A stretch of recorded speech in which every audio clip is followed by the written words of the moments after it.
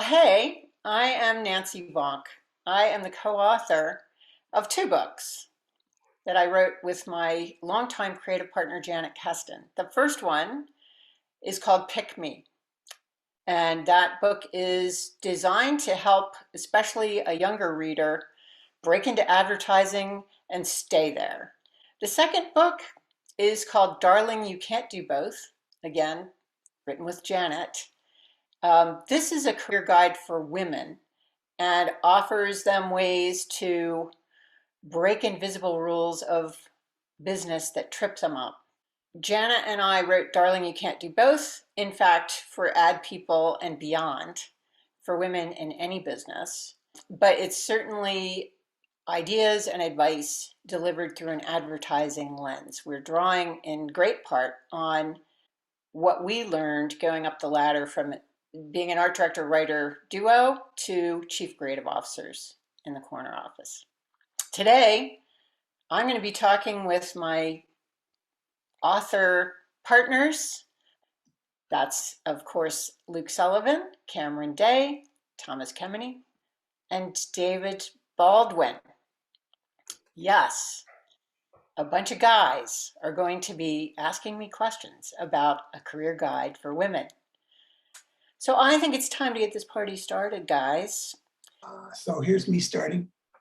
Hey, everybody. Hey, Nancy. I thought it was a great book. During my 10 years of being a professor of advertising, it was always, in my opinion, just pure observation, it was always the male students who spoke up first. That's very culturally expected. What I didn't expect, and I heard many times, was that once the teams are formed and then they met outside of classroom, is that I would hear back through the women that a male had sort of overtaken the leadership of the team. That these male students so often succeeded can partly be written off just to how well they managed to steamroll everybody. But is it possible that a certain amount of permission had to be given by the women in these groups? I don't like the way that sounds, blaming the victim. But does it involve permission on a woman's part to just let the loudest male take over? I'm so glad you asked, Luke. Let me explain. It's first of all, it's a thing. What you're saying, it's not just your experience. That's true. It's a tendency, and you will hear many women bitterly comparing notes after such meetings about feeling they couldn't get a word in edgewise. I do have advice for those women, and largely what could be the difference between hearing from more women and seeing less of that phenomenon happen is when women go outside what they have been conditioned to behave like, which is to be deferential. To this day, women are raised to be deferential to men. I hate to say it, and this happens across cultures, and we need to recognize that we have to go outside our comfort zones, no matter how much it's been internalized, that we should just go ahead and allow for someone to take charge, because to confront them about it would be unseemly. We have to get better at actually inserting our own opinions, our own ideas, being prepared to disagree with them, being prepared to not potentially be liked for doing it. And we all want to be liked, men and women, but women have an especially big need to be. Again, this really comes back to how we are raised. Wow, thanks, Nance. Who's next? Nancy, you completely failed in your brief of writing a book that's helpful for women, because it was also helpful for me. I've taken a lot away from it personally, but it's interesting how you give advice and then sort of specifically get into how one layer deeper about how that could apply specifically to women. That's sort of counterintuitive to cultural expectations of women. As you've mentored many talents, men and women who've gone on to do amazing things, do you find that it's often the case that you do need to have that extra step of advice that you've given as you've mentored women? Well, first, let me acknowledge that this book is very much relevant for a male reader, and I'm glad that you just did the demo. That there is something in there for you. Do I need an extra step to give advice to women when it's applicable to both genders? That's a sometimes answer, I guess. Certainly, it can make a lot of sense to acknowledge to a woman, let's say on the subject of navigating conflict, which nobody likes. Nobody. Nobody's wildly comfortable saying no, for instance, when that's the right thing to say. Sometimes, to acknowledge to a woman, I know how hard this is to do. I know as a woman how hard it is to um, say the word that people are not going to like to hear. This to say the word or to push back or have a boundary that could mean a poor reception on the other side. And just acknowledge, sucks to be a pleaser, doesn't it? Sucks to be a pleaser. Again, women are brought up to be a pleaser. They're rewarded to have heads nodding. So, with that as one example, yeah, sometimes it's helpful. It's helpful for that big breath to be taken and go ahead and do something that feels counterintuitive. To acknowledge the gender piece of it. So, sticking with these gender norms in our society and really around the world, right? We have to overcome them. But I was really interested in that idea. You talked about women sort of being more concerned with having to spin plates in their life, right? Versus men who have a goal and they want to go from you call it A to G at one point. But I'm interested in the price of perfection. You talked a little bit about perfectionism as a detriment. Can you talk about that a little bit? Yeah. So when it comes to perfectionism, this is another very much a gender related dilemma. Of course, there are men who are perfectionists too. Probably all of you are on this in this discussion. But there is an extra big and deep communication that I'm going to be in trouble if I don't do it right.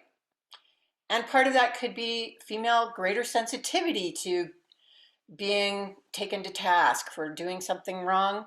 There's so many factors here, but bottom line is perfectionism is something you see very often with women, and where it can be both a strength, it can be also very much a hindrance to having a good career.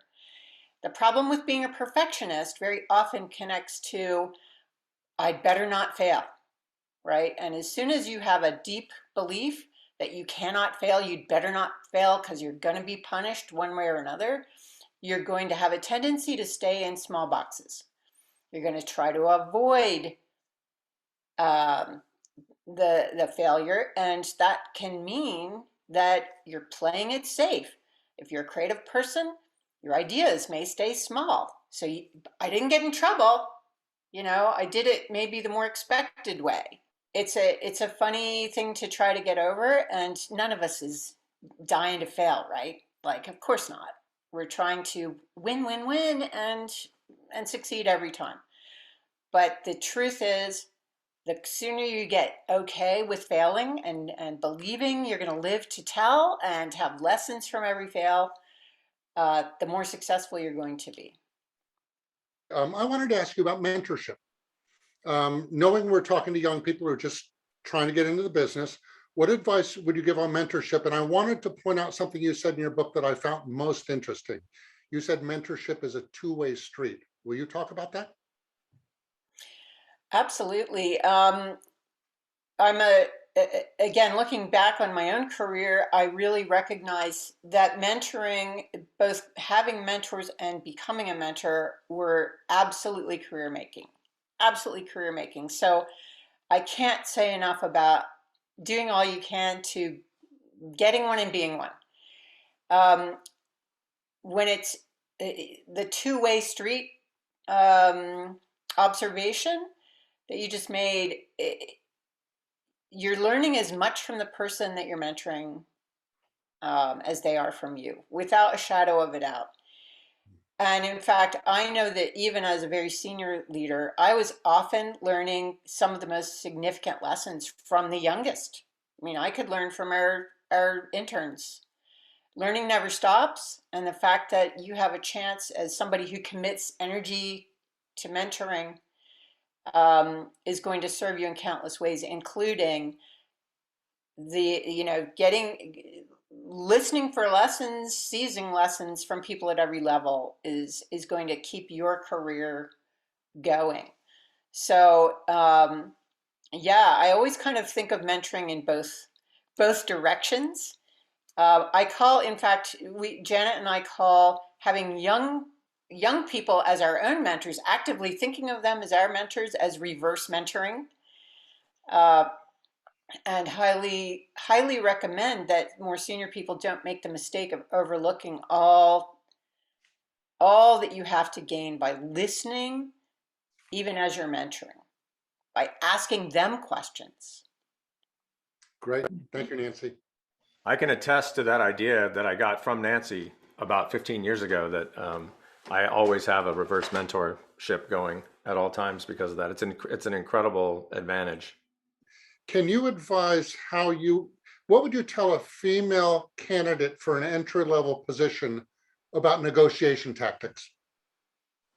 Oh my goodness, there's so much. Number one is, um, once you've identified a figure that is in alignment with, what is reasonable to expect, and that comes from research, talking to people that are in the position, talking to headhunters, for instance, as a couple of key ways to do that research. I think the fact is, besides the fact that when we don't start right from the beginning asking for what we actually want, we can indeed be set to be behind on making what we deserve for a whole career. Do not apologize for asking what you think you're worth. Yep. A woman is more likely, far more likely actually, on average, to literally apologize for asking for what they want. You said women, you've seen in your studies, women actually apologize for asking for this amount of money. After 10 years of teaching college women, I was amazed, and I started pointing it out about my third year into the business of teaching. When somebody said, "I'm sorry," almost as a knee-jerk response. I've heard female students say, "I'm sorry," on so many occasions. "Sorry, this idea isn't finished. Sorry, this idea isn't polished. Sorry, my speaking notes aren't in order." It became so common. I started to think of it as a default setting, like how some people use the word is "I'm sorry." When you do that, it really reduces you. "I'm sorry. I'm sorry." It's like you're apologizing. I exist. It's this is actually an area, a phenomenon that has a lot of study around it, because it is, once again, Luke, I'd say what you are observing is not unique to your experience, and we, in fact, there was even a highly awarded commercial out there all about women saying "I'm sorry."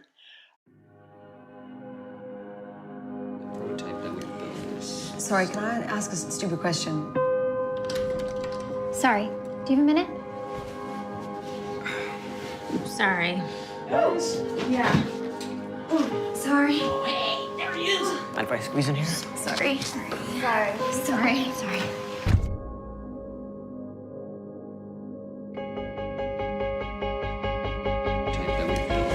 I have a question. Why don't we go back to the original thing that we did? Morning. You got a minute? Yet again, I'll take you back to upbringing and signals that women get. I personally see connection between the premium that's put on keeping people happy. I make you feel comfortable. I make you feel happy. I want to make you feel good about me. And if I'm about to say something that maybe didn't make you feel so good, I might even preemptively apologize before I even say what it is that I'm worried you might not like. I agree with you. It's time to stop. And I do have some simple ways to do that. Notice it. Have mindfulness around it. Catch yourself. Make a list. How many times did I say I was sorry today? That can really raise your consciousness around, oh, I'm doing this. And as you know, Luke, I think a lot of people do feel the way you do. It diminishes you. It not only doesn't make them feel better on the receiving end, they're thinking you're not confident, you have a low self opinion. Like any other bad habit, stop it. There are a lot of times in the book where you talk about what male counterparts do to succeed, and everything from negotiating more to speaking up more to not saying sorry. Do you think there's a push for women to be, and the book kind of talks about this in both ways, do you think there's a push for women to be more like men in a professional context if they want to succeed, or is it simply what it takes to succeed and just women based on cultural cues haven't been taught in the same way? I think that men will be better when they're more like women in some ways, and women will be better when they're more like men in some ways. I'd like to see more men doing things that are more attributed to women, and the world would be a better place to show up with less ego. Like that's actually something that's verifiable. Women have less ego, and that's less at play in their how they show up, and that's tends to be a good thing. They can be more empathetic. They can be better listeners. Women have actually been found in studies, believe it or not, to be more likely to take the long view when they're making decisions, which can really make a difference the higher up the ladder you are versus the knee jerk, put the fire out, kind of decision making. Women can be more naturally inclusive, collaborative. So that there's all kinds of things that contribute to being more that way, that I think every gender would do well to embrace. Women would do well to be more like men when it comes to men are much more prepared to speak up and say what they think, even if they might be totally wrong. And women need to feel like they're 100% sure they're right about what they might want to say before they say it. They cannot bear the thought of having been wrong. And there's actually studies that show the man that speaks up and was wrong gets more points in the end than the woman that never was seen or heard because she held back because she wasn't sure if she was right. We've talked a lot about some of the things that women do or do not do based on societal norms and the way they're raised. But I thought there was some really great actionable advice in your book. Talk about the power of writing your day, your perfect day. That is an exercise that we encourage many women to do. The insight is if you can't even dream about what would be ideal for you, how are you going to get anywhere close to that? So the exercise involves capturing what your actual day is and contrasting that with really let yourself dream to absurd degrees of what would be ideal for you, what would be absolutely ideal. Now, there can be a lot of smoke in the way of even seeing that because we're so used to thinking, well, I can't have that. That's impossible. So the instructions are always forget what's impossible. Like it's a parallel universe, anything's possible. Just let yourself go ahead and think about what's your heart's desire. And then once you've got that, here's what's happening, here's what would be ideal, reflect on what the gaps are. What is it trying to tell you, what you just wrote down? What would mean the most to you towards being happy in your job, happy in your career? Are there some signals there?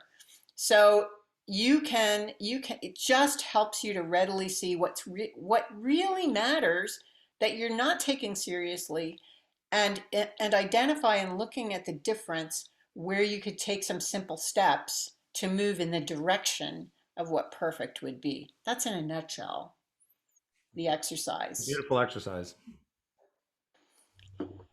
Well, clearly I could go on, and but our time has come to an end. And I appreciate all my wonderful authors' great questions about Darling, You Can't Do Both. All of our books are available on Amazon and other spaces, including actual bookstores. Um, so stampede out and get them. I can't say enough about what my peers have created and how valuable that reading can be for you. We'll see you next time. Lovely. That was great. One take, Vonk. Boom. Yeah.